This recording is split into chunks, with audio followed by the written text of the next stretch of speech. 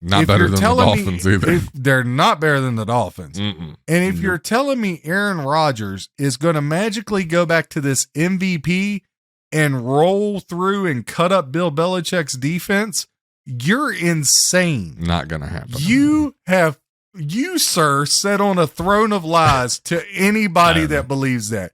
This Aaron Rodgers thing is going to be a train wreck, and I can't wait to see it. It's been a while. Just like I called his season this year in Green Bay, that fruit is gonna come back to life. The only chance he has of surpassing Brett Favre in anything is if he puts out a wiener pick and instead of a Vienna sausage, he drops a ballpark on us. Yeah. That's the only way he's one up in Favre. Yeah. This thing, I cannot wait when they miss the playoffs. I cannot wait when they're a disaster, because I've really looked at this and I'm like, even though I'm out on Buffalo, are they really better than Buffalo? Nah. On this episode of Bustin' Chops and Callin' Shots, we talk a little college basketball news. Some coaches on the move. Tobin Anderson's headed for Iona, Rick Pitino to St. John's, and Ed Cooley is headed over to Georgetown. We also break down the Sweet 16 bracket for you. Give you a little baseball news. Japan gets the win in the World Baseball Classic as Ohtani shines. And Altuve is going to be out for at least 2 months for the Astros. Interested to see how that affects them. Give you a little college football news. We also talk a little NFL. Aaron Rodgers, obviously that saga continues. Jets picking up some pieces for him. And John gives you some tips in his betting corner. Don't say anything about gambling. It's not gambling when you know you're going to win. I don't bet. What do you mean you don't bet? I mean, I don't bet. You're listening to Bustin' Chops and Callin' Shots. All right, welcome to the show, everybody. Took a few days off while John was out in Vegas, but we're back for another one. John boy, how you doing? How was your trip? Well, my trip. If you've ever walked on foot from Vegas to Virginia because you were too broke to get home, you would know how the trip went. Yeah, that bad, huh? Yeah. I always talk about first class. I rode a paper airplane back in. A gust of wind took me up to Minnesota, and he had another gust to blow me down to town. It took like 3 days to get home. Oh, you didn't splurge for the first class on the way home? No. I thought that was the only way you were ever going to travel ever again. Well, when you lost as much as I did and lost people as much as I did, you can't really do that kind of thing. So It was a rough weekend. Somehow we got out of there 14-2 or something like that, but we really probably lost about 5 units, 5.2 with Juice and a couple of the heavy favorites. Just not a good tournament. Gave out too many plays. Even though we pushed record-wise, a lot of guys lost to Charleston on a horrible call. A lot of the dogs were on fire with leads first half, and then second half fall apart. Yep.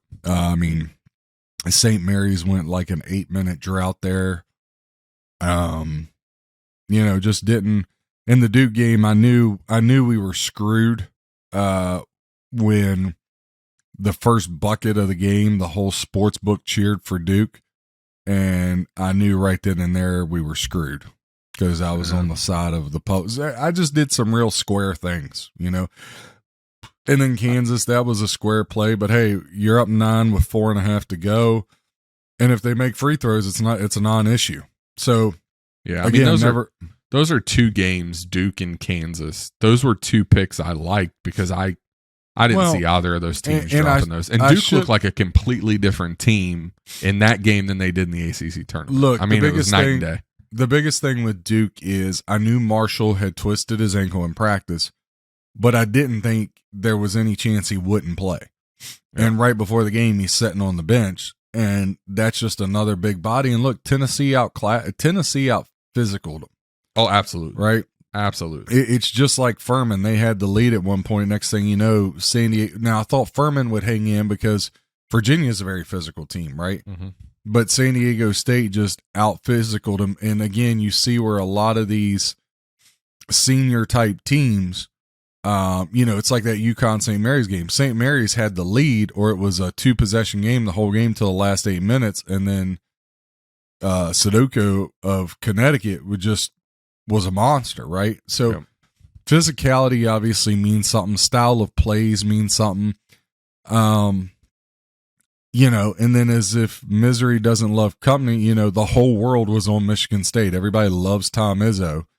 And Marquette doesn't even show up. I go the other way with a favorite that's actually a dog by a landslide money-wise. And it just didn't work out, you know. So I'm sorry, you know.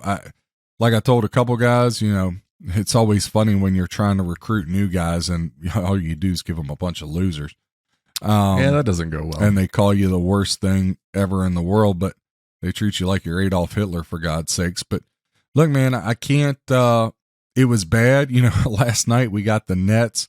They're down 20 some, right? When it was a close game. That third quarter, they fall apart. They get all the way back and they miss 3 shots, 2 threes, and an easy putback tip in. 3 shots in the last 6.3 seconds.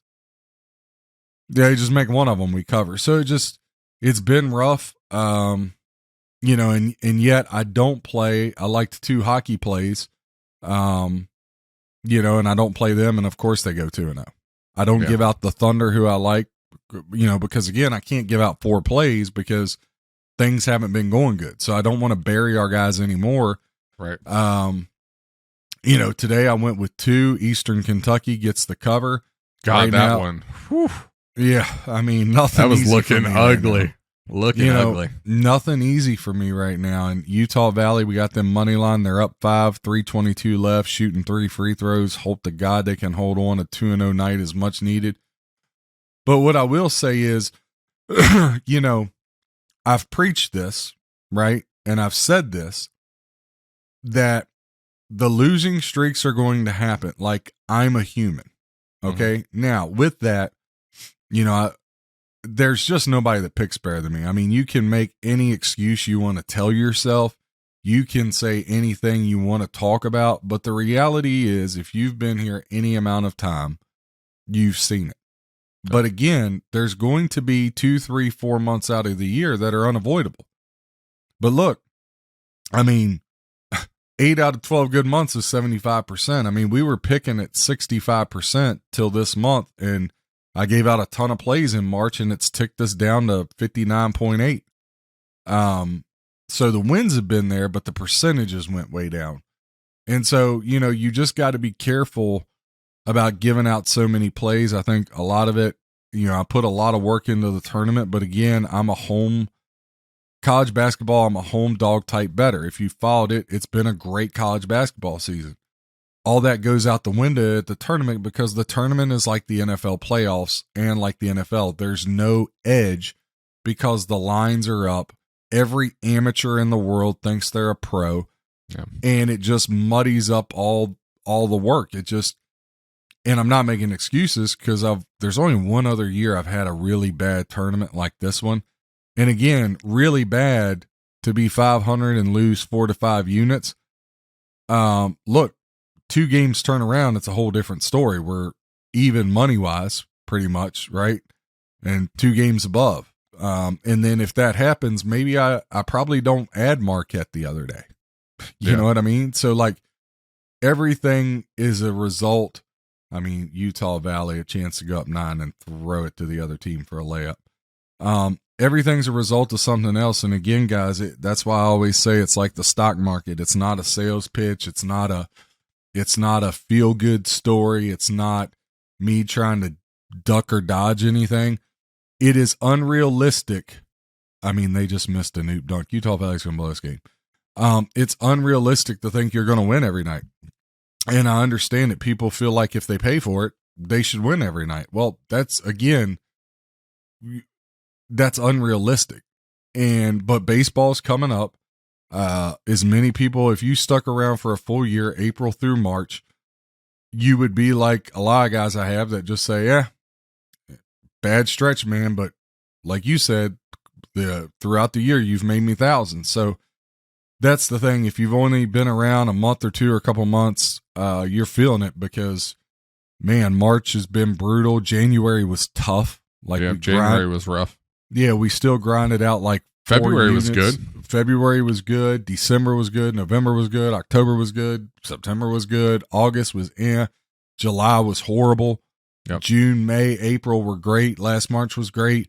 So like it just, again, I think if you went back and went over two or 3 months there, you're 3-4 months, like I said. So it's still going to be the overwhelming amount. And again, you have to look at it over the course of a year. I'm an investment. I'm not a quick meal ticket, because you could hop on.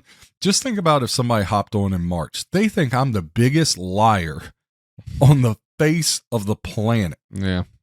And they just really don't know. But hey, like I said, I never dodge it. I'll take it like a man. I mean, I know we've had some frustrated guys, and I've answered your text, right? I get it. I've lost a ton too, and I've lost even more than what I've lost because I lost them money. So it's just a tough month, but I'll be glad when we get through this Sweet 16. I'll be happy for baseball. Because if you had been here a year, you'd be like, well, John really did his job. It sucked how it went out. And again, everything's NFL. I say this all the time. NFL playoffs, March Madness, the NBA playoffs. Like, if it's important and that's when all the amateurs jump in, it's more magnified. When the reality is a second week in February, when there's nothing going on but college hoops, they don't pay you out any different. Yeah. They don't pay you out any different when you go to the window to cash that ticket. So there it be, man. If Utah Valley can hold on, it'd be a much needed 2-0. Yep. And we talked about this multiple times on the show. We knew this tournament was going to be crazy. There wasn't really a clear top team. Like, we knew there were going to be upsets. We knew it was going to be all over the place. And it has been. I mean, it's been a crazy tournament. We're only halfway through it. So yeah, but aside from that, I did make some horrible decisions. I should have never gave out Duke. And it was funny. Like I said, I knew as soon as the whole sports book cheered there at Green Valley, I knew I was screwed. But just, I made some bad decisions, but is what it is. We'll move on. Yep, absolutely. All right, we're going to kick off, keep talking about college basketball. Obviously, a lot of college basketball news right now. We'll break down the Sweet 16 bracket here in a little bit, but we'll start with head coaching news. Lots of moving and shaking right now. So the FDU coach, Tobin Anderson, will leave for Iona. Rick Pitino is headed to St. John's. So let's talk about those two first. Pitino bringing the strippers and wine bars to NYC, baby. I'm going to guess he's not going to be allowed to do that. But yeah. In New York, good to see. They're going to let him do whatever he wants. Good to see him go to St. John's. Tobin Anderson, I mean, what he did with FDU, that was impressive. He's on his way to Iona. So I think two good moves for both of those schools. Two good coaches. See how they roll. Pitino, though, to St. John's. I'm glad he gets an opportunity to go to St. John's. Pitino in Madison Square Garden for every home game is going to be electric. I mean, I tweeted out today, I can't wait for the Big East start. Like, can you imagine the recruits? Oh, yeah. And what he's going to be able to do in New York, Chop? Oh, it's going to be crazy. Yeah, St. John's is going to be, and again, after every win, Pitino's going to be right at the wine bar with the strippers. Living it up, my man. Yeah. Couldn't be happier for him. Yeah, I think the recruiting for him, obviously, in New York is going to be huge. I think St. John's is going to be, over the next couple of years, a very, very good program. I think he's going to get them squared away from a recruiting standpoint. And he's a hell of a head coach. I mean, you can't take that away from him. He's off the top court 10 antics, all time. Not even close. Off the court antics are what they are. But hey, look, some of us struggle off the court, Chop, okay? Yeah. Not all of us are going to sit on the front row at church Sunday. Yeah, that's true. Providence, Ed Cooley, he is going to head to Georgetown. Horrible look. Yeah. I mean, just think about it. He sells his house in Providence with 2 weeks left in the season. They get blown out. Oh, yeah. They didn't even get off the bus. And then they got blown out the last 2 weeks. Remember, we had them a couple, like they fell apart. Well, now it makes sense. You didn't even give a darn. You didn't give a rip. You had already sold your house. Like, you knew you were headed to Georgetown. Like, at least Pitino knew he was leaving Iona, and he still took care of business and won the conference tournament. Yep. At least he took care of business. And look, we had Iona. They ended up getting rolled by Connecticut. But Iona was leading at the half, and with 12 minutes ago, was neck and neck with them. Yep. All right. Didn't work out for the cover, but at least he showed up. Ed Cooley, you didn't even show up. And I got a question, Chop. Georgetown, the last time they were good, Allen Iverson was there. I was in middle school. Long time. Georgetown has sucked for a long time. Look, they don't even have a gym. They don't have a gym. They play it at where the Wizards play. So you're not even on a campus. Like, why would you leave Providence for Georgetown? Yeah, I mean, Georgetown, I think we talk about this with a lot of other sports, right? Is Georgetown giving you that prestige because it's Georgetown? Is that what attracts people there? I mean, I would have probably much rather stayed at Providence. I mean, do you think it's a better job?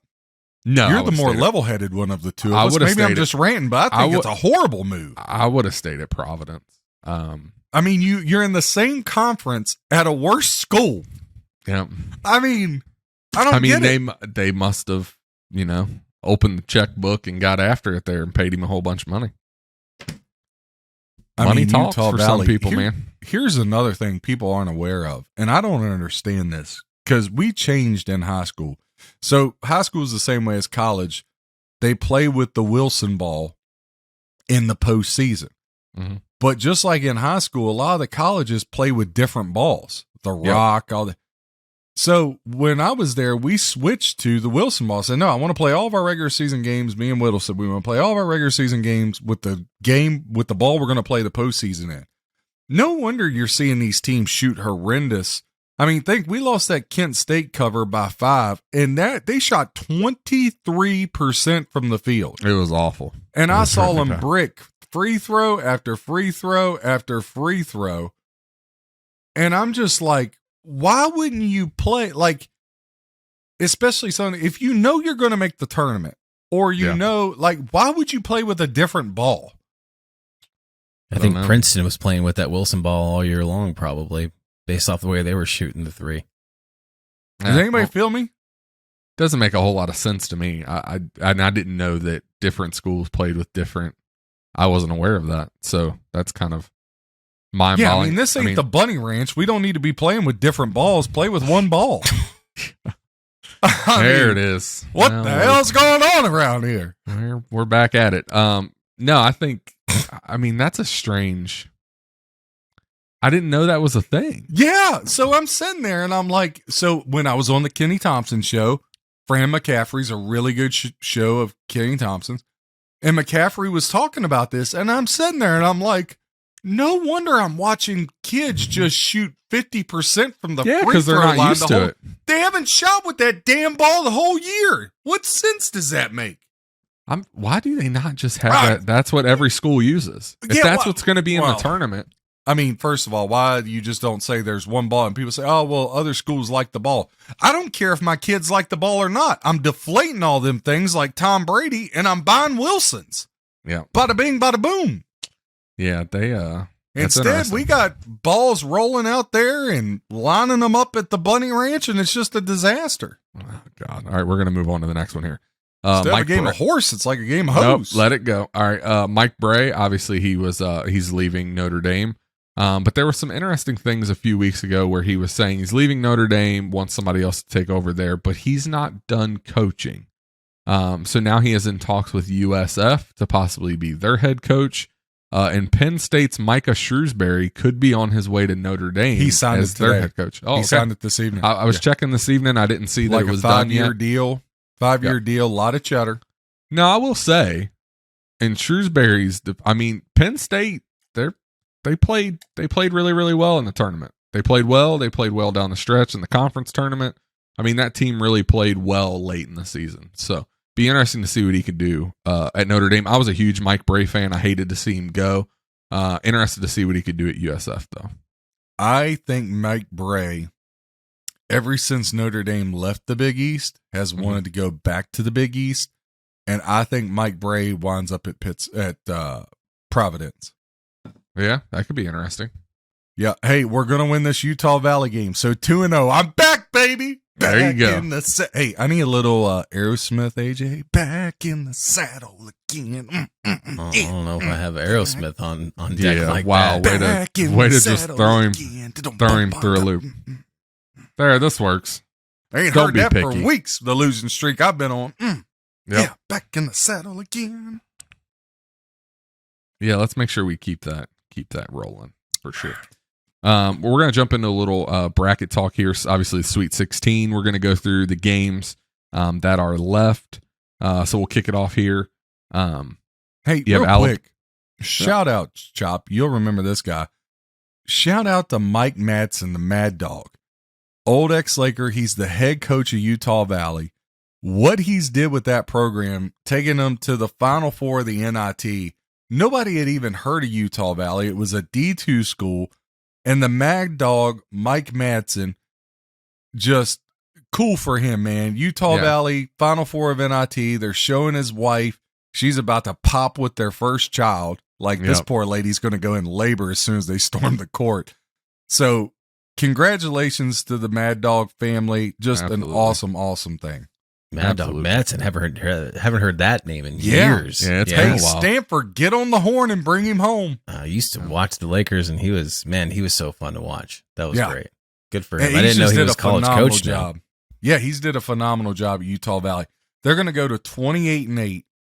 And look, they should be in the NCAA tournament if they didn't blow a 20-point lead. A lot of 20-point blown leads or double-digit leads in the tournament. We've seen a lot of blown leads in the tournament. Yeah, I mean, you know. Hey, but hey, 2-0 on a Wednesday. Coming to you live from Casey Kasem Radio. Hey, there you go. God. We'll look at the first one here. Alabama, San Diego State. Obviously, Alabama has played really, really well. San Diego State's been a surprise. I think they've played really well in the tournament so far. How do you have this one going? Well, I think, look, Alabama's a juggernaut. All right. Yeah, I feel bad because we kind of gave them some shit throughout the season. Like, we don't know they were as good, but man, Alabama looks really good. Apart. Didn't really happen. I was too, so you weren't the only one. But look, Corpus Christi covered that game with the kid sizing up the three and hit at the buzzer. Did you see that video of the guy who had like 50 grand on that game and they were watching it in the book? Oh, look. And he was like, South Point. He was like, just don't. He's like, Don't do it. Don't shoot it. Be a gentleman. Like, the game's over, and his friends are like, he's going to shoot that three. With like he's going to shoot it. seconds, he's just dribbling. He's looking at the clock, like trying to make sure he gets it in rhythm. And I was like, I had nothing on it. But that dude lost 50 grand in a second. In the upstairs of the South Point was every bit of 4,000 people. And look, man, first of all, the South Point does it up right, man. Good God almighty. You guys are going with me next year. And I'd like to work out something. May we reserve the tables or something and take care of, may we take care of the food, right? But I'd like to have anybody that comes out like from our winners. I'd like to have like a little conference. That'd be cool. You know what I mean? Do a little thing. They come in Wednesday night. I do a little 1 hour thing, open it up, gambling 101 stuff, right? Just let people ask questions and I all. don't know if they're going to want to sit there and listen to you talk for a full hour. Let's do maybe 30 minutes. An hour's a lot. And then we all just go over to the book, watch the game Wednesday night, and then we just all watch the tournament as a group, unless I pick like I did this time. If I do that, they'll treat me like Caesar. There'll be knives just. Yep. Yeah. Yeah, you got to make sure you pick well. It was kind of like a conference room look and feel, I feel like. Right? There was so many people. Ballroom. They put you in a ballroom. Yeah. It was amazing. Huh. Yeah. All right. I'm glad you had fun. Yeah. Well, I did for the most part. Started. Yeah. Well, at least the other part was fun. All right, we'll look at the next one here. Creighton and Princeton. Princeton's been a really big surprise in this tournament. Obviously, they take care of businesses against Arizona. They handle Mizzou with ease. Playing Creighton's played well in this tournament though too. NC State, I thought that was going to be a tougher game for Creighton, but they kind of roll, and then they roll against Baylor as well. I think this is going to be a sneaky good game, and I just have this funny feeling, man. Princeton's one of those teams that's just kind of on a roll, playing really good basketball. Look, the line is 10. My gut says Princeton. Oh, 100%. The work says Princeton. Here's my issue. My issue is over 70% of the money's on Princeton. Like, they're the sexy, trendy dog. Played really well. And that scares me. But I think they match up well with Creighton. So you got San Diego State, Alabama, Creighton, Princeton. That's that bracket. Mm-hmm. It's going to sound crazy. I think Creighton beats Princeton. I don't know if they cover. I think Princeton covers the number, but I think Creighton upsets Alabama. I think Creighton's got a lot of firepower. Look, I get Alabama's just really physical. Alabama get up and down, but look, Alabama, they go through droughts too. Like Maryland played them tough till about 6 minutes to go, and Maryland sucks. Yeah, they're not very good. They So haven't been good for a long time either. Creighton's very good defensively. Creighton can shoot the lights out. They got the big kid, the lefty number. Like, I think Creighton matches up very well against Alabama. I like Creighton to come out of that region. All right. I just think that I was watching Princeton, and the way that they're shooting the three, I couldn't. It was very exciting to watch the way that they were playing, and it was like they're a fun team to watch, man. It was energetic, right? Like you were totally into what they were doing. But I thought to myself for a second, I said, whoever watches the film on this will not make that mistake. So I don't think Creighton's going to make that mistake. I don't think Princeton gets the win, but I do think they probably cover. To your point, I think 10's a lot. I just don't think Creighton's going to come out and let them do what they did to Missouri. You know, well, I didn't think Missouri was going to let them do what they did to Arizona, but I was wrong because they let them just roll. Yeah. Well, hey, look, when you can shoot it, right? And here's the thing about Princeton, and this is the big thing about a lot of these mid-majors. They don't beat themselves. Yep. Like they take care of the ball, and exactly. You have to beat them because they're not going to beat themselves. Yeah, they're going to play sound, fundamental basketball, and they're going to shoot it really well. Yeah, they're not as talented, but they're going to shoot it well. They're not going to turn it over. They're going to play really good defense. And they're going to take advantage of your mistakes. So, yeah, to your point, I mean, I think Princeton 10, I'd like it at like 10.5, 11, but 10's a lot. But I think Creighton goes to the Final Four out of those 14. Yeah. I think Creighton gets Alabama too. Well, all right. You live and die by the three, and I think that's exactly what's going to happen with Princeton eventually. So we'll see how it goes. We'll jump to the next one here. FAU and Tennessee. Obviously, Tennessee's played really well. I actually thought Louisiana was going to get them in that game. I actually picked Louisiana to take care of that one. And then Tennessee played. They couldn't shoot either. Yeah, we were lucky to cover that the way they shot. Tennessee played, lights out against Duke. They dominated that game from tip-off.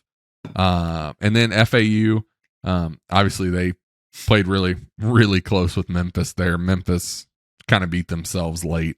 And then FDU, that was a close game. FDU, impressive what they did, knocking off Purdue, and then they played FAU really, really close. Really impressed what that school was able to accomplish in the tournament. Well, the FDU over Purdue, I wouldn't be so as impressed as y'all are because I've been saying it for 3 months. Purdue's guards suck. They can't dribble. They can't shoot. And still they big can't win pass. for that program. Did you see the pictures of the gym they play in at FDU? Big accomplishment for those guys. I'm not taking anything away from FDU. It sounded like you were, though. No, what I'm saying is when you get to the tournament, it's all about styles. Yeah, absolutely. It has nothing nobody is going to sit here and say Arkansas is better than Kansas. That's just a stupid comment. In that game, while you just brought it up, I wonder if Kansas falls apart there late if Bill Self's on the sidelines. And I think that was a huge miss for them. That's true, too. But the style of play and the speed and physicality that Arkansas plays with, and they have a really great coach in Musselman, right? So it's like when people, and again, I knew it after I went to the window, and it wasn't like I should have spotted. I did a really bad job. I had bet against Duke the past month, and they burned us. And I should have never have even hopped on because I know what happened. But when you I was surprised because usually you don't bet your team. Exactly. That's a golden rule. But for you. I was You just do not trying do to get a win, and the problem is I turned into a square. All I heard about was everybody picking Duke to the Final Four, and I think Tennessee sucks. I still think Tennessee sucks. I still think they're overrated in basketball. AJ. But here's the problem. I forgot everything I preach. You got 5 seniors against 4 freshmen. I don't care how talented the freshmen are. 9 times out of 10, they're going to get their ass kicked. Yep, and they did. Because you got 17 and 18-year-olds playing against 22, 23-year-olds. It's just more physical. Yeah. Yep. And that's what And Tennessee did. Yep. If Tennessee played that game like Tennessee played against a Vanderbilt or a Kentucky, Duke's beating them by double digits. 100%. 100%. Tennessee did a great job. And so what happens? The public says, oh, Tennessee manhandled Duke, right? They set it at 5.5. Everybody thinks they're going to roll Florida Atlantic, and I'm telling you, it ain't going to happen. Well, I was going to happen. I was really impressed by Florida Atlantic. They're really good. They've lost 3 games, guys. I don't care about what conference they play in. Look, you want to talk about Conference USA? UAB just went on the road and won at Vanderbilt. Yeah. Yeah. I mean, just the way that they handled who was it? They played the first round. I watched that from the hotel. The way they played Memphis and just the way that that was a hell of a game. Yeah, that was a really good. Yeah, game. that game delivered. It was a great game. I had so much fun watching that game, and the way the coach is Billy or Bobby. I can't remember his name, but the connection he has with his players. It was great to watch. And then when they played FDU, I wanted FDU and I picked them in a little parlay I had, but just because it was so tempting, but I ultimately in the back of my mind, I knew that FAU was going to come out with it. So yeah, I think I'm really excited about this game. Obviously, the team I'm rooting for, one of the teams I'm rooting for, up against a team that I really kind of secretly like. Yeah, it's going to be fun. This is going to be a really, really fun game. Yeah, Florida Atlantic plus 5.5 or 6. You got to take the dog. The whole world's going to be on Tennessee. Absolutely, because they're looking at what they did to Duke, and they're not going to be able to do that again. Well, I think either Tennessee. So Tennessee's gotten. I think what's given them so much life in the tournament is that late in the season they really started to crumble a little bit, and a lot of faith got lost in what early in the season people saw as the potential of what they could be. The 3 was inconsistent, the defense wasn't quite there, and the tournament they've actually shown up because maybe I think they started to get kind of like counted out in a way, and sort of people, and that's totally a Tennessee mantra is like, how can, it's like, count us out for a second. That's where we want to be. We don't want to be on people's radar because then we're going to show up. So I do think Tennessee might have a chance to go deep in this the way that they're playing, but I really do like FAU. They're fun to watch. It's going to be a fun game. We'll jump to the next one here, which I also think is going to be a really good game. Kansas State versus Michigan State. Kansas State's looked good in the tournament, took care of business in the first round, beat Kentucky. Michigan State's look good. I like Kansas State in this game. I don't know where the line is because I haven't looked at it. Well, it keeps bouncing around between 1.5 and 2. Michigan State is the favorite. Yep. I think this is going to be one of those where come tournament time, everybody loves Michigan State. Everybody loves Izzo. I think that money is going to fall on Michigan State heavily. I like Kansas State in this game. Well, I think the style they play is going to cause Michigan State some trouble. Michigan State had the majority of the money. It's changed in the past 24 hours. Now 64% on K-State, 59% of the money handle on K-State. I don't want any parts of this game, but I will agree with you, Chop. If I had to bet it, Johnson in the game with K-State, the point guard going back home to Madison Square Garden, and what a job Tang, the head coach, has done. Oh yeah, absolutely. I mean, he's did a phenomenal job. I like K-State in this game, but I think I'm going to take a pass. I don't look. It's right where it should be, a pick'em type game. I think it's going to be a great game. It might be one of the best games of the 8. Yeah, it's one I'm going to really enjoy watching. Like, yes, I'm not going to mess with it betting wise, but man, I'm really going to enjoy watching it. And I enjoy watching K-State play. I think the style they play is a lot of fun. I mean, the Big 12 it does give you really good basketball. Like, those teams have played really well. So I'm excited for this one. I think it's going to be one of the best ones of the weekend. We'll jump to the next one here. Houston and Miami. Don't know how to, I still don't have a great read on Houston. I mean, they demolished Auburn. And I mean, they won handedly in the first round as well. Miami, They took care of business against Indiana. I think they're good. I think this can also be a really good game. I think Houston wins it, but I wouldn't be surprised if Miami trips them up a little bit here and this game ends up being close. Well, I mean, Miami comes in averaging 79 points a game. Houston averages 74. Miami gives up 62.5. Houston gives up 58.5. So 4 points advantage Miami one way, 4 points Houston the other way. Look, I mean, Houston,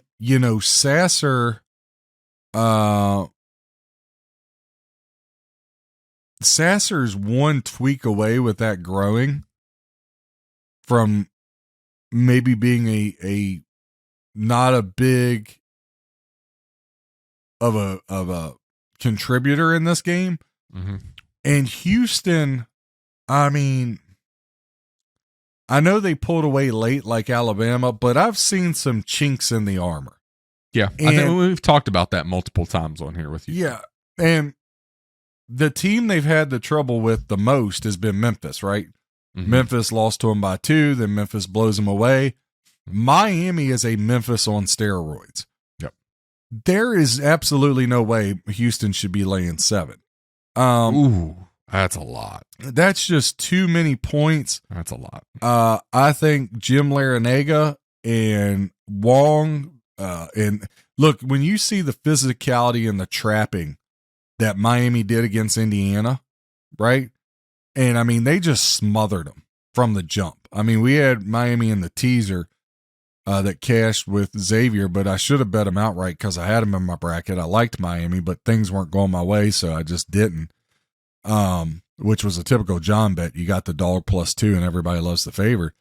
I like Miami. I like Miami plus the 7, Chop. Yeah, I just do. I do too. think I'll say this. I think Miami marches on to the Elite Eight and beats Houston outright. Yeah. I think they definitely got cover the pedigree. number. I think they got the pedigree. I think they got the weapons. I think they got the defense. I think they can match up inside with those big boys. And Jim Larinaga has been here before and did this. I like Miami outright.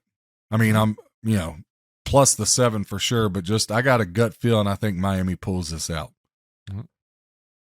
Yeah, and you're giving Larinaga a whole week. You're giving Larinaga a whole week to prepare for Houston. Yeah, I was just looking at tickets for session 1 because it's in Kansas City, and I can set like lower level for like $50. So I may just have to. You should go. Drift on over to the T-Mobile Center for Friday night and watch these games. So which games Miami. Would you get to see? Where Houston, Miami, and Xavier, Texas. Oh yeah, why would you not? Yeah, I know. I might have to. I might have to do those that. 2 games. Also, a great arena downtown Kansas City. The power and light there. What they've done with it used to be the Sprint Center. Now it's T-Mobile. Just like a great experience there. I might have to sneak down there and watch some basketball on Friday. Yeah, I would for $50. Why not? What else you gonna do? Absolutely, go watch basketball. Yep. So yeah, the next game here would be Xavier, Texas. Man, Texas. This is going to be really. These games are going to be really, really good. I think Xavier, Texas is going to be really, really good. I picked Texas to go to the title game. Did you really? I did. Good call on your part. I think I picked them to win it all. I think they're a really good team. That ain't gonna happen. Play super physical. I think they get it done here, get it against Xavier, but I think it's going to be very, very close. Very close game. But I like Texas. Yeah, I think. Look, I think this is the second best game of the weekend. Mm-hmm. I really do. I think the best is Gonzaga UCLA because I think that's the truest coin flip game of them all. But look, I mean, everybody's on Xavier, but look, this Xavier team, or everybody's on Texas rather, but this Xavier team can score. I love what Baum does. Xavier averaging 81.2 points per game, Texas 77 now. Again, it flips, right? Xavier gives up 6 more points a game. But, man, what Baum does, I love Nunge. I like Fremantle. I just think, Fremantle's out, but Nunge, Kunkel hit some big threes, man. Number 5 for Xavier. I mean, he just was lights out. So Xavier can shoot the ball. Sean Miller, I mean, it's not going to surprise me who wins this game. The line keeps bouncing around 4.5. Texas is the favored. I think this is going to be a great, great game, man. Mm-hmm. I'm really excited to watch this one. And this one's the nightcap Friday night. So I think the night's going to go out with a bang. Yeah, I would agree with that one. Jump to the next one here, Arkansas and UConn. Before I watched Arkansas dismantle Kansas, I would have been all over UConn, but now I'm questioning whether I think Arkansas can get it done and beat UConn as well. I mean, if they play the same style that they played against Kansas, I think they can win this game. I really do. What's that? I said I think if Arkansas can play the same style that they played against Kansas, I think they can beat UConn. Well, I mean, for Arkansas, right? It's two things. It's counsel. If they had Brazil, that would make things a whole lot easier. But he's out with that ACL. But look, Devontae Davis and counsel, those guards. I mean, that's going to be really, really hard for Connecticut. Now, Sanago, he's a man inside. He's a man, but I think Arkansas has the front line, the physicality, and the speed. And look, if you take Sanago out of it, UConn hasn't been like overwhelmingly impressive, right? And I think for UConn, they haven't seen a team like Arkansas. And again, Arkansas has been quietly making these Elite Eight type runs. I had a guy I was trying to get on board said, man, I'm glad I bet Arkansas instead of listening to you. And I texted him back. I said, great call. I should have been on them too.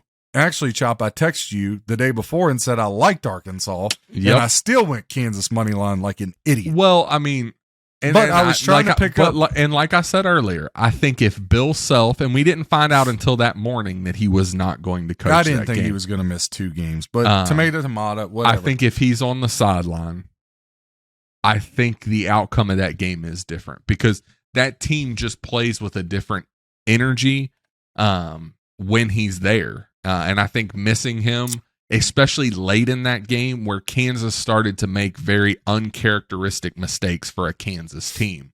I think if he's there, that gets cleaned up and Kansas maybe sneaks that one out. I still think it's close, but I think Self could have been the difference there in whether Kansas wins or loses that game. Line 4.5. See if you can get a 4.5, buy it to 5 and take Arkansas. Arkansas is one of my 2 favorite plays of the weekend. I think they win that outright. Yep. I like Arkansas a lot, man. UConn, a lot of people got them going to the Final Four. Arkansas, sneakingly, it keeps getting in the Elite Eight. Yep. I like Arkansas in this one. And I wouldn't have said, after watching them against Illinois, they shot so horribly. But if they're going to play defense and rebound and be physical. But if they can shoot like they shot against Kansas, I think they pull the outright. Yeah. And we'll jump to the last one here, Gonzaga, UCLA. I think this is going to be a great, great game. Game of the weekend. Anybody that tells me they love one side or the other, you're lying to yourself. This is a coin flip of all coin flips. I believe whoever wins this game is playing in the national championship game. Yeah, I could see that. Gonzaga showed a little bit of vulnerability against TCU. But with that being said, Drew Timmy's a monster. Strother, Bolton. I mean, if Gonzaga gets to hitting the 3, but UCLA, look, if UCLA had Clark, I would say UCLA hands down. I would take him on the money line. But no Clark, again, losing that defensive Pac-12 player of the year and one of the 5 best defensive players in the country, plus he's your second leading scorer. I said this before the tournament. At some point in time, that's going to catch up to UCLA. Yeah. Whether it's this week against Gonzaga or it's in the Final Four, at some point in time, you can't fill that void if you're UCLA. Like, it's going to catch up with you. Like, you're going to miss that guy eventually. right? So, but I don't know I think that game, I can't wait for that game. Gonzaga UCLA's best game on the board. Yeah, I agree. Yeah. I have Gonzaga going all the way, and maybe a bit of a homer move, just kind of being a random fan in Tennessee that really loves Gonzaga, going up there for a basketball tournament when I was a senior in high school and getting to meet Mark Few. And I love the way they play. And this year coming in the tournament as low as they were ranked in a long time, I think that, this is a year they might surprise people. And so anyways, very excited about this game too. It's definitely a matchup that we were all expecting and hoping for. I think it's going to be a great weekend for basketball. Like these games, there's going to be a lot of really good games in the tournament. Look, I mean, we've had a rough patch, but the tournament hasn't disappointed. It's been a very good tournament. It's been amazing. I think this weekend's going to be great. Against Virginia game was awesome. Like why that Virginia kid doesn't throw it off his leg and just chucks it up, like, is beyond me. But again, when the game gets late, we've watched Virginia get bit a couple times. UMBC, now Furman. Like Virginia needs to go back to the drawing board and figure out what's happening with these low seeds that keep knocking them off. When you're offensively challenged, these things happen. And we talked about Virginia being offensively challenged on here. That's something we talked about a couple times. So not surprised with that. Yep. All right, we're going to jump into a little baseball news here. Obviously, we had the World Baseball Classic. Japan beats the U.S. I thought that was really interesting at the end of that game. You had Shohei Ohtani versus Mike Trout. About it? The best player in the country struck out the most overrated player in the country. Well, I just thought it was cool having like Ohtani versus Trout. As a baseball fan, I thought it was. Yeah, I'm wrong. No, you were right. That was Ohtani telling the Angels, "You gave Trout all that money, and you won't make me the highest paid player ever. Here you go." Yeah, he's filthy, man. Like I told a couple guys texted me before the World Baseball Classic. A couple guys were like, "Hey, who you like, Dominican Republic, or you like US?" And I was like, "Nah, Japan's going to win this thing. They played together the longest. Like I wish I'd went on record with that." By the way, did you know we won our second NASCAR race? Every NASCAR race we've won 2. The other ones we've finished second place. I didn't get that one. I didn't get that one in. I forgot to check Twitter. Yeah. Nobody gives me credit for Joey Logano 11-1, but y'all will rip me for losing college hoops. Yeah, true. The other baseball news we have here, Altuve, obviously his big injury, has surgery. He will not be able to restart baseball activities for at least 2 months. So a huge loss for Houston, losing Altuve. We know how much he means to that team. And the injury bug has kind of bit a lot of teams so far this spring training. We've seen it kind of all over. So tough to lose Altuve. Well, I think for Altuve, that injury solidified his Hall of Fame career. Because he can no longer be called a cheater. Because if he was cheating, he would have knew the sign was coming hot and heavy, high, and he would have got out of the way. Yeah. So that just goes to show his stats aren't because he cheated and people were banging in the dugouts on trash cans. Yeah. Hey, look, if you ain't cheating, you ain't trying. So it solidified his Hall of Fame career in my eyes. So yeah. I mean, I don't think that was in question. At That's least it worth wasn't 2 for months me, of but propping his feet. Well, look, the voters, awful baseball writers. Who knows what they're going to do? Those idiots. Pouch pieces of. Yep. All right, we're going to jump to a little college football news here. Jalen Carter, obviously, he's had the off-field issues we talked about, but man, his pro day did not go how he wanted it to go. Comes in a little heavy compared to where he had been, and then just not able to complete some drills, like really put on an awful performance. Obviously, his draft stock had really gone down considering everything that happened off the field. But the pro day did not do him any favors in trying to regain any of that in that stock that he had. So where do we end up? I think Jalen Carter has pushed himself out of the first round. You're crazy. Yeah. Are you high? You've never smoked pot in your life. Why'd you start tonight? I'm serious. I think he might have. Look, he's going to drop out of the first round. I mean, certainly drops a little bit, but I don't know. Listen, down to second. Jalen Carter is a young kid that's going through a patch that he's never been down. He doesn't know how to handle it, but it's going to work out perfectly for him. And he will be in contention for Rookie of the Year, because what is going to happen, mark my words, sitting there at 5th is a team that just has gotten better and better this free agency. is the Detroit Lions. Man. And Dan Campbell, in his mentality, Dan Campbell would be a perfect fit for him. is just the thing Jalen Carter needs. So along with Bradbury and all the other defensive weapons, because that was Detroit's whole problem was the defense, right? Mm-hmm. The five. I mean, they got a whole new secondary with 2 Pro Bowl corners. Mm-hmm. You're going to put Jalen Carter on the interior with Aiden Hutchinson because he should be the number 1 pick and he's going to slide to 5. Mark my words, draft day. And we're going to be like, how did his draft stock ever fall? Because you know what? The combine's BS. The pro days are BS. Again, I go back to Heath Schuler. I was told he was the second coming of Jesus Christ. Poor Heath Schuler. And he lasted 2 seasons. Yeah. Man, you love to rag on Heath Schuler. Poor guy. He's a great congressman out here there in Tennessee. Another person we're never going to have on this show. I would love to have Heath Schuler. He was great at Tennessee. I loved him there. And honestly, I loved him at Washington. He got drafted under Dan Snyder, and, well, all that stuff turns to Armageddon. It's like Russell Westbrook coming to your team. Yeah, I saw some new Canadian billionaire is looking at buying the Redskins now. Look, I wish anyone. Look, really. There's a lot of Harris. What's it? Harris and Magic Johnson are together. They tried to buy the Broncos. Mm-hmm. Look, I just need Snyder to hurry up and sell this thing in the next week because I'm telling you right now, the new owner doesn't have all the alliances with these other little owners. And this new owner is going to come in like the Phoenix Suns I'm watching right now. They're going to come in hot like their owner and say, Lamar Jackson, you's about to get paid. And screw the rest of the owners because I'm trying to win. Yep. I'm telling you. I think Dan Snyder has alliances with other owners in the NFL. I think when you look at the Lamar Jackson situation, all the owners are in a pack together. You can't around that particular situation. Yes. Yep. But look, a new owner, as soon as they vote him in, he's going to say, and is going to sign Lamar to the biggest deal ever, and I'm going to love it. Yeah, because he's got money. Yeah, he's Washington will be the favorite in the NFC, folks, when this thing starts if they get Lamar. Yeah. We'll see how it plays out. We'll jump to the next one here. I'm waiting. At Texas, obviously, Arch Manning. This will be his first year there. Sarkisian says it's going to be quarterback's going to be up for grabs, though, between Manning and Ewers.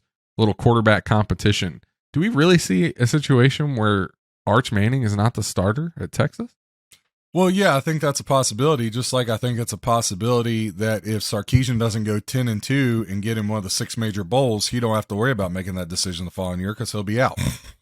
Yeah, that's and Urban Meyer will be in, or John Gruden will be in.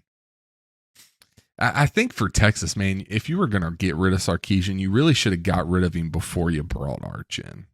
I think no, because now that's a free and clear Sark. You got no excuses. Yeah. I don't see You know who the real loser is in all this? Is if I was Texas, right? And I like Sark, but I'm also a realist, right? You're going to the SEC. Texas should have just parted ways and hired Prime before he went to Colorado. Mm-hmm. That's what they should have did. I'm so excited to watch. But Colorado. It's okay. They're going to settle for Urban Meyer at Texas. It'll be all right. All right, we'll jump to the next one then. Arizona President Robbins has denied rumors to the Big 12. Obviously, Arizona has been talked about a lot as a Big 12 expansion team, along with some other ones there. I think there were 3 or 4 teams that were mentioned coming from the Pac-12 that could be added to the Big 12. Fox is out on the Pac-12 media deal, though, so Pac-12 really still trying to get a media deal done. Do we really think the Pac-12 can keep all these teams together, or do we really start to see schools? They'll absolutely migrate? Keep them all together for the 2023 season. Thank you for that. I'm talking long term. No, that's the extent of it. Yeah. How many of these teams do you think the Big 12 poaches? Because I think the Big 12 is ready and waiting to poach. Again, Coach Prime doesn't get. I think people look at Coach Prime and just say, "Oh, he's some flashy Hall of Fame." They don't give him enough credit. The man is extremely intelligent. Mm-hmm. Do you think he took that job thinking, "I'm going to be in the Pac-12 and UCLA, USC are taking a hike," which means Phil Knight and Oregon are definitely taking a hike? Yep. Who's the Pac-12 going to recruit to come out there? Nobody. Nobody. Okay. So these schools are going to, and when you say SEC, ACC, take regional out, geography means nothing anymore. Those days are gone, right? You might have the name, the Big 10, the Big 12, the Big East, the ACC, the SEC, but all that is gone. That's out the window. Colorado and Oregon will for sure be gone. Arizona and Arizona State, they may stick around because they're like, hey, we didn't have to do anything, and we went from like 10th to 1st. Sure, we'll stick around and play New Mexico State. Yeah. See, I think Arizona and Arizona State end up in the Big 12. Maybe, but Oregon and Colorado are going to leave before anybody else does. I think Colorado could end up in the Big 12. That would not surprise me at all. The Big 12 or Big 10. I see Colorado more like a Big 10. Really? See, I think I think Oregon and Colorado go to the Big 10. I think the Arizona schools and Utah go to the Big 12 because Utah, BYU, and the Big 12, that just makes sense. Yep. Yeah, I mean, you add Arizona, Arizona State, Utah to the Big 12, man, basketball in the Big 12. It's already good, but geez, just gets better. Yeah. Like that's going to be the best basketball Texas and Oklahoma. You're losing Texas, so you would pick up Arizona. So it's a wash. Yeah. All right, we're going to jump to a little NFL news. The song that never seems to end. Aaron Rodgers. Oh my God! Just make it end. AJ, you're going to have to talk about it. I can't do it anymore. Every time I do it, I get nauseous. I get a case of mud butt every time I hear his name. Gives the Jets his wish list. So the wish list included Randall Cobb, Alan Lazard, Mercedes Lewis, and Odell Beckham Jr. So they did get Lazard done.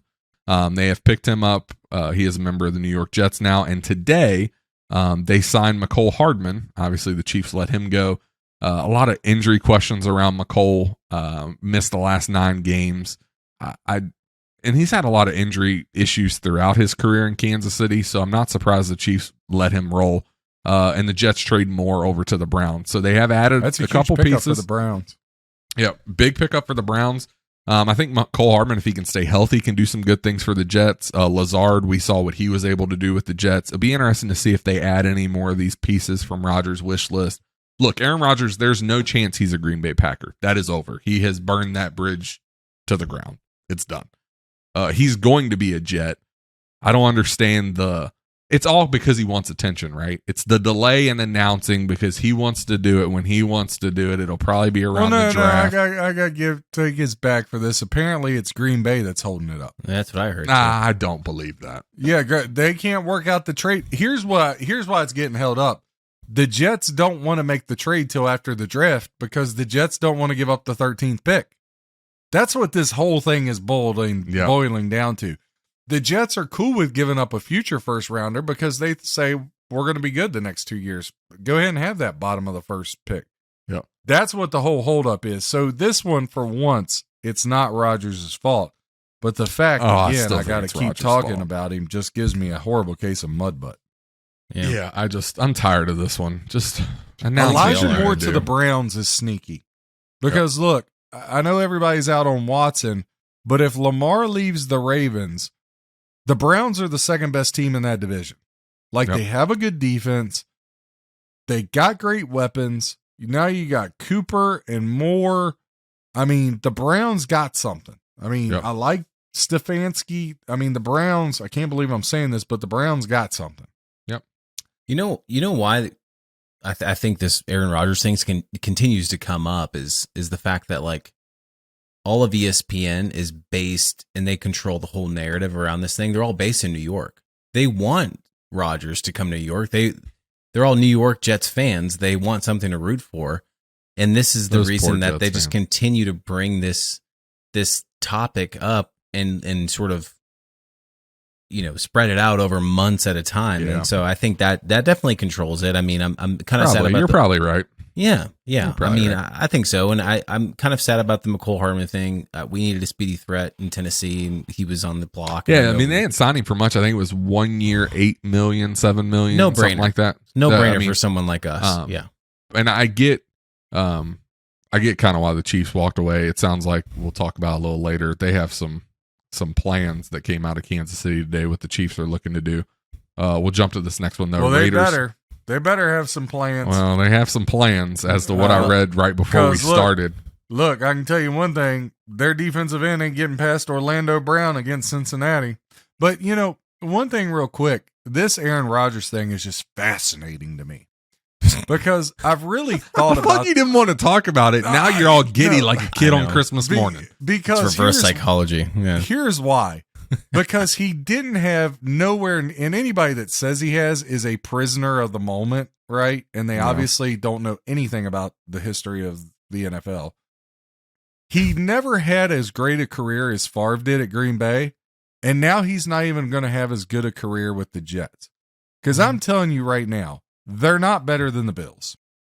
Not better than the Dolphins either. They're not better than the Dolphins. Mm-mm. And if you're telling me Aaron Rodgers is going to magically go back to this MVP and roll through and cut up Bill Belichick's defense, you're insane. Not going to happen. You, sir, sat on a throne of lies to anybody that believes that. This Aaron Rodgers thing is going to be a train wreck, and I can't wait to see it. It's been a while. Just like I called his season this year in Green Bay, that fruit is gonna come back to life. The only chance he has of surpassing Brett Favre in anything is if he puts out a wiener pick and instead of a Vienna sausage, he drops a ballpark on us. Yeah. That's the only way he's one up in Favre. Yeah. This thing, I cannot wait when they miss the playoffs. I cannot wait when they're a disaster. Because I've really looked at this, and I'm like, even though I'm out on Buffalo, are they really better than Buffalo? Nah. He's going to cut up Belichick's defense? Nah. Miami? Forget about it. Right? I'm just telling you, tough, dude. Can't wait. Get your popcorn, as T.O. used to say. I can't wait. Yep. Woo! Somebody's excited. I feel like it's been a while since we put a bet on the board. And I feel like there's it's just, and I actually am hesitant to even bring it up because of the fact that I owe you so many bottles, John. You do.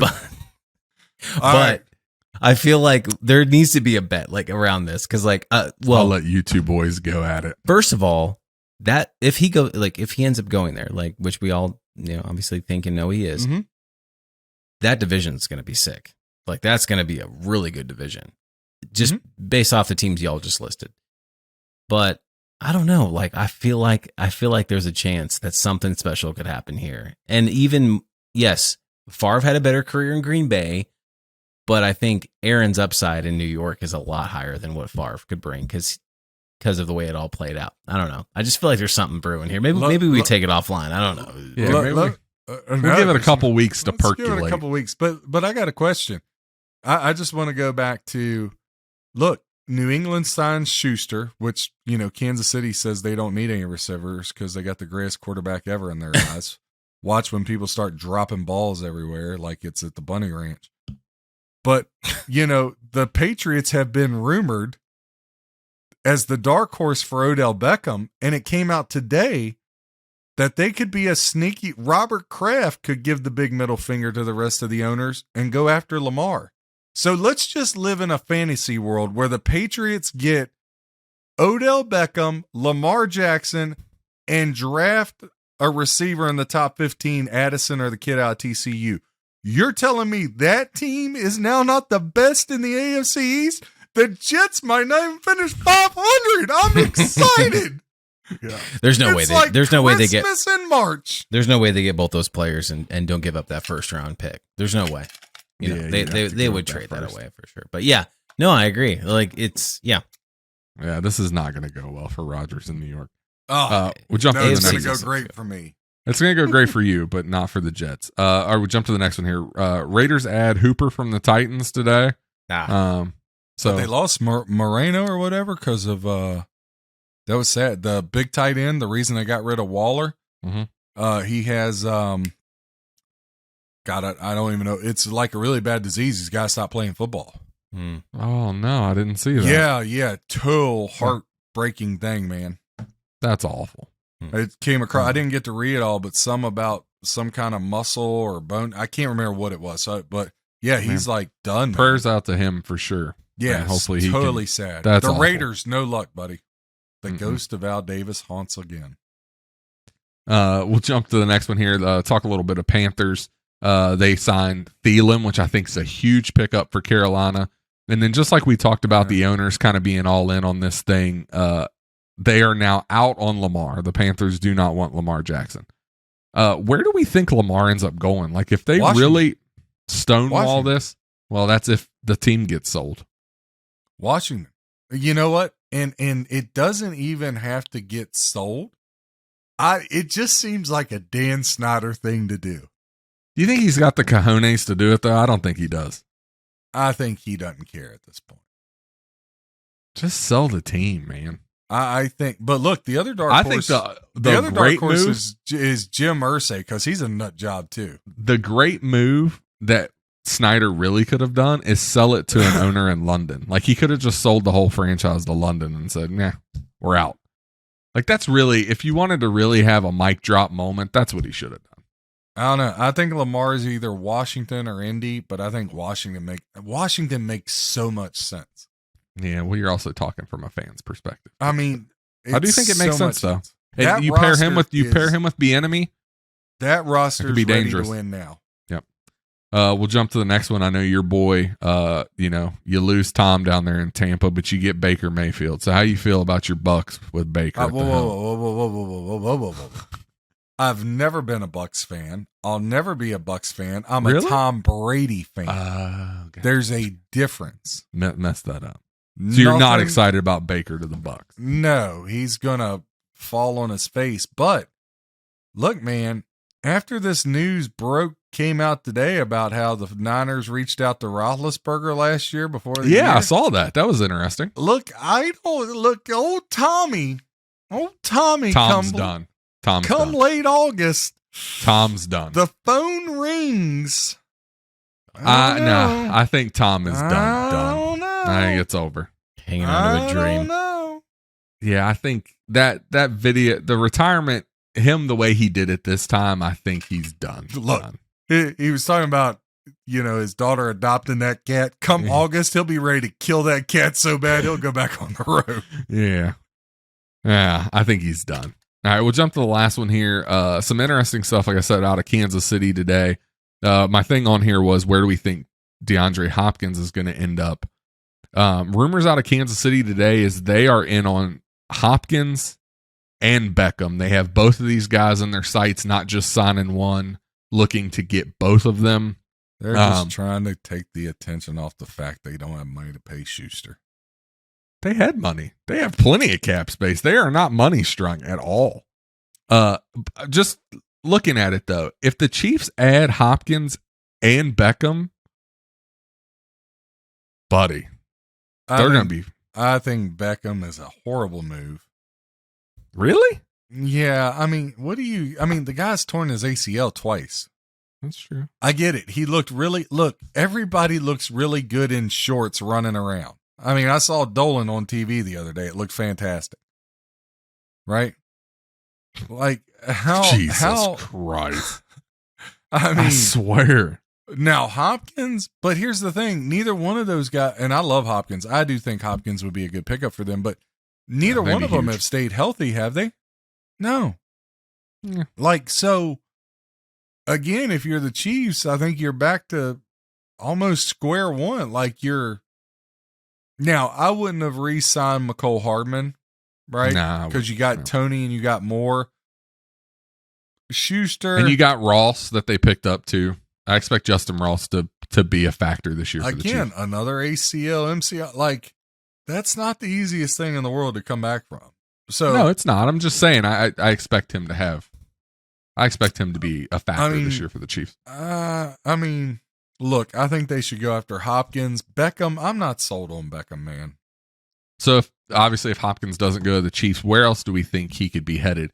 Seen some things today where not even sure that the Cardinals are going to get a 2 for Hopkins, which is kind of mind-blowing, as good as Hopkins is. The rumor I've heard is New England. New England's apparently, I think it's close to the end for Belichick because they're lining it up like they're a player in everything all of a sudden. Yeah. And maybe they are. Or maybe they're just blowing smoke. It's maybe they're blowing. I don't think so, but maybe they are blowing smoke. could be. But if you're D-Hop, I mean, man, Anthony Davis is so good when he plays. If you're D-Hop, I mean, you want to go to a contender, right? Right. I mean, that's the first thing. You want to go to a contender. You want to go win a ring. I tell you what, I think Minnesota makes a lot of sense. Minnesota would be a good spot for I mean, him. you got rid of Thielen. Hopkins is kind of the You same. didn't like Thielen for the Panthers? I thought that was a good pickup for them. Nah. I don't like Thielen. I think Thielen's good, man. You gotta think about cap space here. Like you mentioned Chop earlier, the Chiefs at 9.5 million, 6.5 effective cap space for this year. There's no. Well, they just restructured a bunch of stuff. So like they restructured Mahomes, that freed up. Oh, was it like 10 million or something? And then they obviously aren't paying Orlando Brown, aren't playing Frank Clark. So I think that number may be a little higher now. Because they just moved a bunch of stuff off. Pat's still at what? I think this year he's at like million? 35 or 40, but they just Less turned than Danny Dimes. I know that much. They just turned like 10 or 12 million of it into a bonus instead of so it lowers the cap hit. I think his cap hit this year is like 26 and some change, maybe. Yeah. I mean, teams that have steal teams that have a lot of cap space right now, and you guys might make fun of me because of the fact that we all hate Dak Prescott, but the Cowboys have a ton of money to spend right now, and that's Dallas can't get Brandon Cooks for whatever. Dallas can't get out of their own way. Well, that's an alluring. I mean, if I'm a wide receiver, right, like going to play at Dallas and kind of come behind guys. I feel like that's the place players go to die. Like Dallas isn't winning a Super Bowl, man. It is, but like you get to wear that number, and you get to play in the Jerry World, and I'd rather have a ring. Like, what about Detroit for D-Hop? Detroit could be an interesting. Plenty of money to pay him. They got tons of money. Well, they ain't been paying anybody for years. So. They just got Mosley, the corner of the Niners, and Bradbury, the corner of the Eagles. They just picked up the safety Hutton from Pittsburgh. They're going to draft Jalen Carter. I mean, you're really in on that Jalen Carter to the Lions thing. You're all about it. The Lions are no joke. The Lions are no joke. I agree with you. I mean, they are really, really dangerous. And, here's another thing while we're just talking on it. If you're Minnesota, do you dare think about Lamar? It doesn't seem like anybody's thinking about Lamar. Somebody's gonna crack. They might to. They might all be in agreement, but I'll tell you this much, he ain't. I would be shocked if he suits up for the Baltimore Ravens again. I don't think he will. So somebody's going to crack, right? Like, I mean, you got to do something drastic in order for Vikings to. I mean, you got to get rid of Kirk, or you got to get rid of Dalvin, or something like that to free up that cap. I mean, there's just no way. Kirk's one of the most highest. I mean, give up Kirk. Yeah, that's what they would have to do. They would literally have to do that. And another team that's super interesting, I think, to me, is the Colts. Now, I know they don't really have a quarterback. We talked about him going to the Colts when Bieniemy was in the running for that offensive coordinator. If the Colts were smart, they would have hired Bieniemy and they would have traded for Lamar. We talked about that. Well, look, maybe the Colts are smart and we give them credit for it. They hired the Eagles offensive coordinator. Who's the Eagles quarterback? Yeah. Jalen Hurts. Plays a much similar game to Lamar Jackson. Like, I don't think that Colts ship has sailed with Lamar. Yeah. Texans, and if you're Baltimore, this Lamar thing is head scratching. Like, how are these owners just going to be like, yeah, we're going to be in agreement that we're not going to go out and get Lamar. Yeah, which is crazy. They're worried about guarantee. I mean, I heard Herm Edwards talking about this. Our old buddy Herm, he said owners, they've been against it since the 60s and they'll never do it. Look, guarantee contracts are going to happen, but they're only going to happen for quarterbacks. Yeah. So I don't know what nobody's going to guarantee a wide receiver or a corner or a running back or a left tackle. Nobody's going to do, but a quarterback, because you're not winning the chip without a quarterback. That's different. Joe Burrow, yeah, that's guaranteed. Pat Mahomes, yeah, that's guaranteed. Trevor Lawrence, yeah, that's guaranteed. Like, because of the style they play and their careers will be shorter, Hurts and Jackson, they deserve to be guaranteed. Justin Herbert deserves, like, there's 7 or 8 guys, but it's not like, I mean, is anybody going to give, I mean, unless you're the Giants and you're stupid, is anybody going to give Danny Dimes a guaranteed contract? Yes. Let's give Andy Dalton a guaranteed deal. Like, I mean, I think the owners are worried about this thing getting out of control, and it's never going to get out of control. I don't think. Yeah. I mean, y'all think I'm right or wrong? But then they also just paid Daniel Jones $40 million a year, so who knows? I do agree. I think that would be the only position in which it would warrant, because it's so clearly the position that makes a difference. Right? Oh yeah, absolutely. And if you hit or if you miss, like, it's so clear. I mean, heck, Titans kind of middle of the pack as far as the money they have. Who's going to be the Titans quarterback? I mean, unless something drastic like Lamar Jackson. I mean, which I've heard rumors, but it's the Where's Twitter. Ryan Tannehill going to go? I got questions. Oh God, I can't answer that. But like the Twitterverse of Titans, two-tone blue sort of fandom is, there's been rumors of Lamar. But yeah, I mean, you would have to get rid of Tannehill at that point, and your dead cap would kind of hurt you a little bit. But, then Tannehill, I think, has a lot of options, really. I mean, just again, based off that fact that this is a quarterback-driven league with not a lot of quarterbacks. I mean, gosh, look at what some of these teams are signing and or what they're paying and who they are signing. Like, it's insane. So I think he finds a home. But 49ers just traded for Sam Darnold. Yeah, that was a head scratcher too. That makes no sense.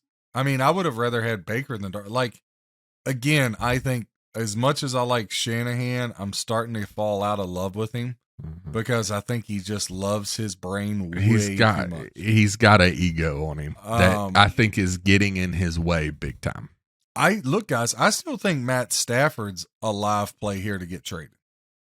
Well, there's been rumors that they're looking to offload him, but where's he going to go? Who's going to take him? It's got to be the right system.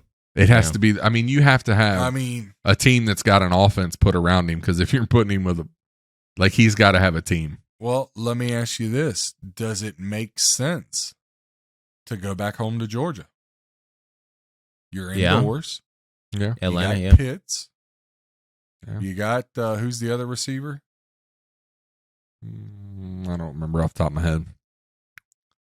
But, I mean, they're young. They're built. Good Arthur Smith, obviously. Arthur Smith. Offensive-minded. And, but we saw years of him playing indoors in Detroit, and didn't really matter. It's about the team you have around him. I'm not sure that the Falcons are quite there yet. Could be wrong. Well, who did Miami sign as their backup the other day? Andy Dalton? Is that who got Dalton? Who got Dalton? Somebody signed Andy Dalton the other day. I thought you said it was the 49ers. No, 49ers was Sam Darnold. Oh, gotcha. Sorry. Andy Dalton went. Oh, he did get signed. He went to the Panthers. The Panthers. Gotcha. Okay. To mentor a young quarterback, because they're going to draft a quarterback with their pick. Yeah, they're drafting CJ Stroud, it looks like. So who did Miami sign? They signed somebody. Let's see.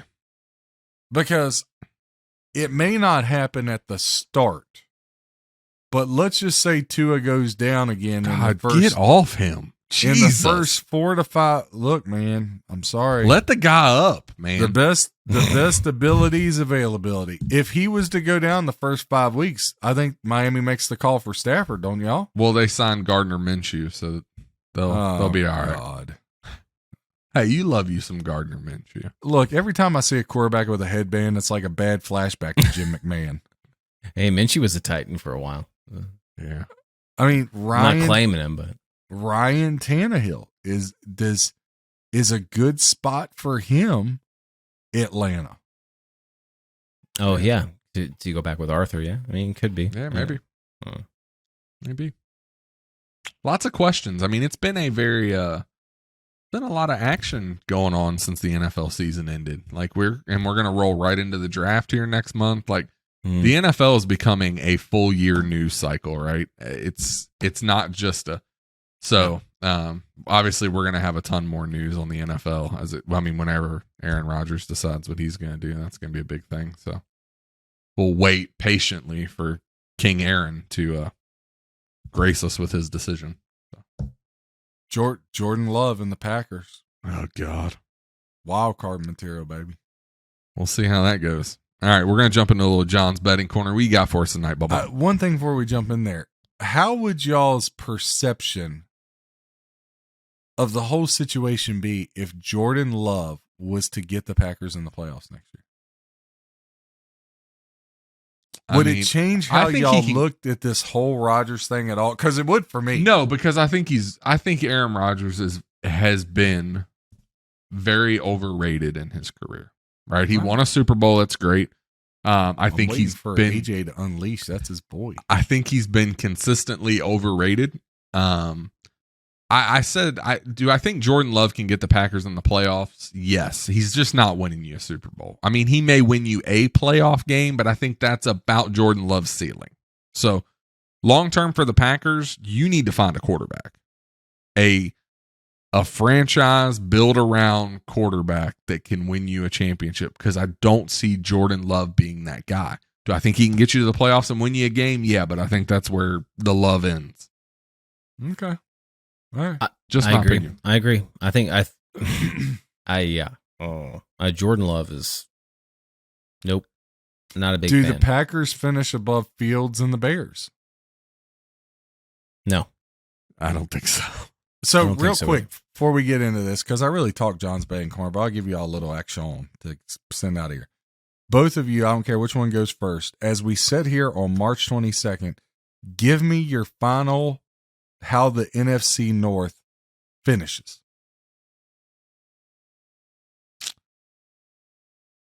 I would say, I'm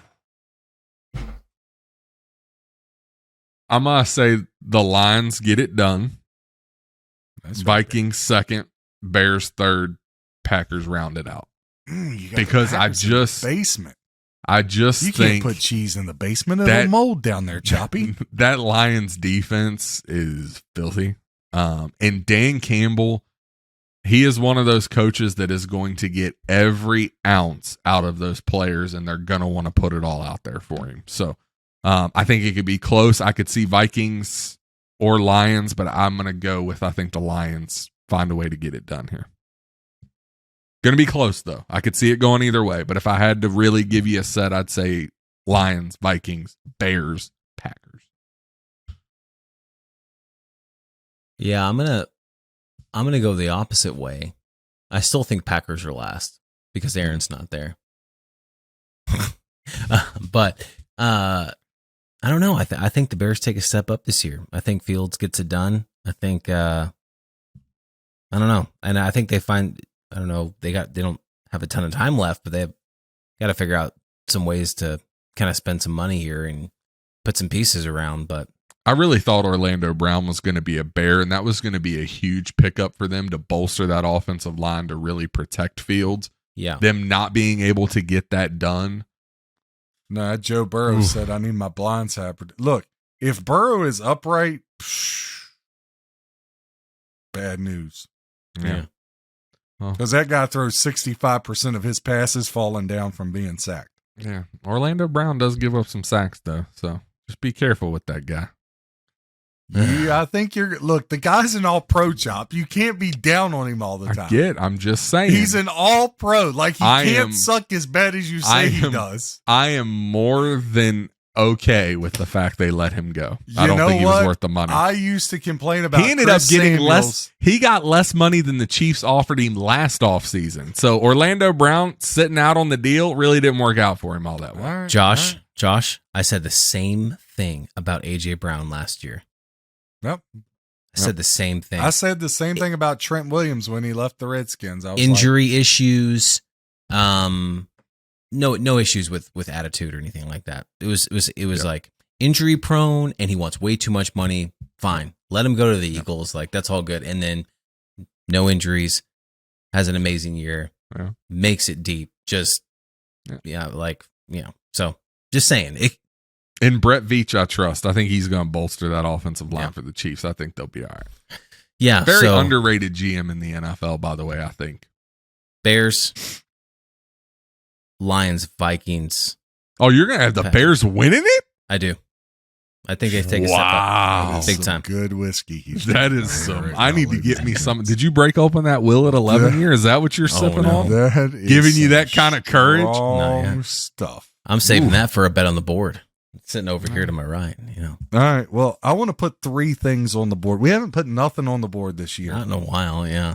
So I want to go ahead and put 3 things on there. So, 3 in one night? We need to get back to the board and keeping track just to see how smart I am. I think I owe you a bottle. You owe me more than a bottle. No, I think just one. I let you and AJ kind of fight out those bets for a while. I stayed out of it. Yeah. AJ, he's like, good God, it'd just be easier if John died rather than paying all these bottles. He owes you a case at this point. No, I think it's like 2 or 3. Come on. I think so. All right, so I'm going to call 2 outright upsets this weekend. Arkansas outright over UConn. Miami outright over Houston. All right. I'm also going to throw up on the board that one of the representatives in the NFC Championship game this year will be Dan Campbell and the Fighting Lions. Yeah, I could see that. They will play in the NFC Championship game. And that would be huge for Detroit. Yep. So I got to figure out a better way to keep track of this, but I got We need a spreadsheet. It's like it is a spreadsheet. But okay, I thought it was actually a board you kept. No. It should be a spreadsheet. That took the luster out of the whole thing, didn't it? It's literally my notes app in Apple. Okay, got you. We got you, buddy. We got it. I figured. We got you. All right, Chop was just busting chops. Arkansas over UConn, Miami over Houston, and Lions to play in the AFC Championship. Yeah. All right, we got to put some stuff on there for the NBA once we get through March Madness this weekend. Yeah, we got to talk about these. Chop, we got to talk about these NBA playoffs Sunday night. All right. All right, we will. They're coming fast and furious. There's less than 10 games left. So, John's betting corner, 2-0 tonight, much needed. Back over 280. We're at 281. Season high was 288. Been a rough go at it. Look, there's only 8 days left in the season. I'm not going to press. I would like to get back to the season high, which was 288, right? 300 obviously isn't going to happen, but I'd at least like to recoup what we lost. Okay. So that's the goal, and just trying to grind out winners. Obviously, as far as tomorrow goes, I mean, I'll text everybody out and email everybody out the plays, but we are going to roll with Arkansas. It's at 4.5 right now by the hook. Lay $1.20 to take Arkansas plus the 5. And again, baseball's coming up. Again, I know y'all don't feel this way. I don't expect you to feel this way, but when you wrap around a calendar year, once you start April 1st, or you hop on sometime in baseball and you're with us almost a full calendar year, you'll understand what I'm about to say. Doesn't make you feel good now because you haven't been signed up that long, but you'll look back on this and be like, yeah, tournament sucked, but John did his job. He did what he was paid to do, right? Mm-hmm. Anytime you're over 200 games is unfathomable, okay? Yep. Because 150 games over, 10% for juice, another 10% for some big money favorites, all right? So, you're really at like 150 units, if you're following somewhere 170, 180 games over, right? So, again, it's been a rough tournament. Not going to deny that. Hopefully we at least finish it strong. But it's been tough. I gave out too many plays. I think part of it was I know everybody's going to bet the tournament because all the amateurs come out. So instead of just saying, hey, just play this, I know everybody's going to want some on almost every game because everybody turns into action junkies. So I tried to protect the players, and I did a worse thing. I put you probably in a worse spot. But again, season's coming to a close. Everything gets reset. Now, how this is going to work, the Final Four falls into April, obviously, right? Mm-hmm. And the national championship game's like April 3rd. And you say, John, the season starts April 1st. all of college hoops, even if the championship game is played on like April 3rd, I think it is, right? All that goes into the March record, ending March 31st. The NBA regular season and the NHL regular season, they end between April 3rd and April 10th. All of that is going to go into March, right? So April 1st is baseball. That starts the last week of March, right? That'll go on the April 1st calendar. So baseball stays all together. And your NBA and NHL playoffs, though they don't start till mid-April, will go on the April 1st record. So does all that make sense how I break down the seasons? Yeah, you're just trying to keep it separated and keep them together, like keep just all trying of to keep together. It clean.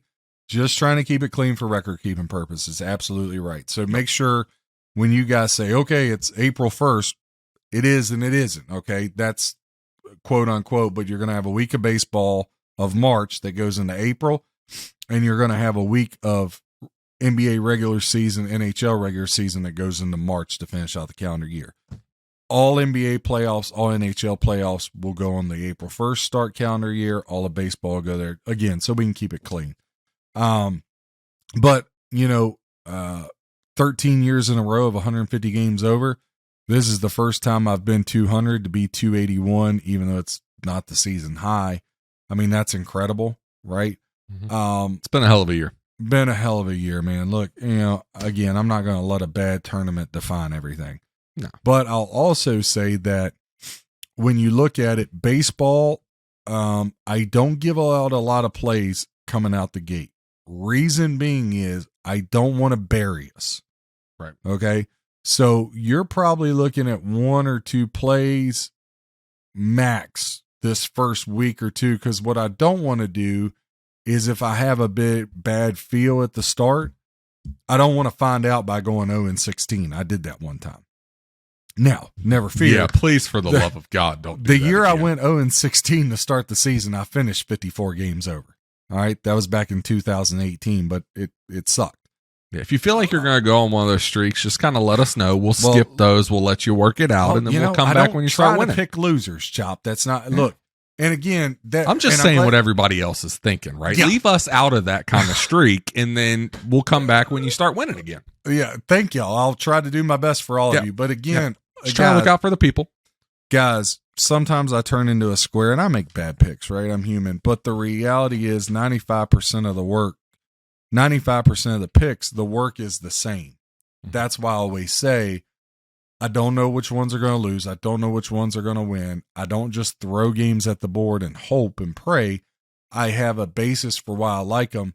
Something that because of schedule and time restraint and things have really grown that we put that column in the sheet and I didn't do was John's breakdown. Yep. So with baseball and with the playoffs for NBA and NHL, yeah, I want to get to doing that because I think that's going to help the players understand, well, okay, it doesn't make it any better. I still lost money, but why did they John can at least see why you made the decision. Yeah, why did I even make the bet? Well, I made the bet because, Verlander's 13-2 lifetime at Shea Stadium. Yeah. At Met Stadium, whatever, just throwing out random thing. Yeah, they think they can see your thought process through it, and they just don't think you're hanging out at the Bunny Ranch in Vegas. Just there was like Matt throwing Cain, back screwballs. Matt Cain of the Giants, old pitcher. I mean, he used to feast on the Reds and the Padres, right? Mm-hmm. So like there's reasons why, and then there's some pitchers that don't pitch well in certain stadiums. There's so many things that go into it. And so I think just giving those nuggets, I was doing it for a little bit, and then just again, when you got so much going on, and again, if you're gonna pick like I pick, it's not an exaggeration. I mean, I'm studying in the morning on the treadmill at Planet Fitness. I'm saying, I mean, there's like, baseball's not as bad because I don't have as many teams, right? So baseball is going to go down to like 4 hours of work a day, right? Yeah. It's not like football and basketball season sucks for me because you're talking about like 8, 9, 10 hour days, even though the games are, because there's so like basketball, there's 140 games on a Saturday plus all the college football games. Like they're late in this, like it's just hard. Yeah, and another wrinkle that we're going to have to pay attention to, especially early in the baseball season, is teams are still trying to get used to it and comfortable, is the pitch clock. What type of impact does that make? Yeah, it hasn't really changed run scoring. It's just shaved down the time of the game.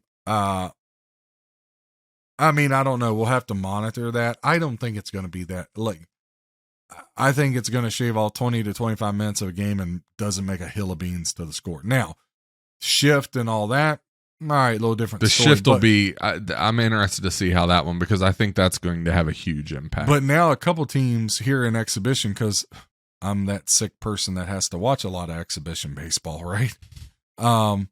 I mean, I was There's watching. worse problems to have. Yeah, I'm not going to complain. God's good to me. But exhibition baseball, some of the teams have gotten creative and taken their left fielder and moved them into deep second/shallow right field. So they're getting creative that way, because it just says you can't shift the infield. Didn't say anything about it. So yeah, they'll end up changing the rules for that. Yeah, too, but they can't change it mid-season. So I don't killjoys. I don't think you're going to change a lot of that. I will say the season starts next week, the regular season.